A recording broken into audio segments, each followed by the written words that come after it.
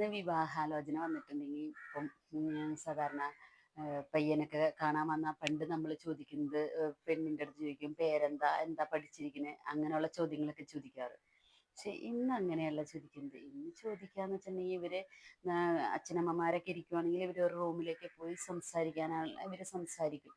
സംസാരിക്കുന്ന സമയത്ത് ഇപ്പോൾ പെൺകുട്ടി പണ്ട് പെൺകുട്ടികൾക്ക് അടുക്കളപ്പണി അറിയാമോ എന്നാണ് ചോദിക്കുന്നത്. പക്ഷേ ഇന്ന് പെൺകുട്ടികൾ ആൺകുട്ടികളോട് ചോദിക്കും ഫുഡ് എന്തെങ്കിലും ഉണ്ടാക്കാൻ അറിയാമോ എന്ന് ചോദിക്കും.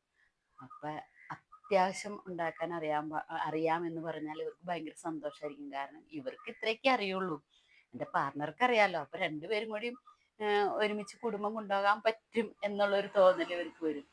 അങ്ങനെ പണ്ട് ഇത് കാരണവന്മാര് പെൺകുട്ടികളുടെ വീട്ടുകാരോട് ചോദിച്ചിരുന്ന ചോദ്യമാണ്. പക്ഷേ ഇപ്പോൾ അത് പെൺകുട്ടികൾ ആൺകുട്ടികളോട് ചോദിക്കുന്ന ഒരു ചോദ്യമായിട്ട് മാറിയിട്ടുണ്ട്. ശരിയാ.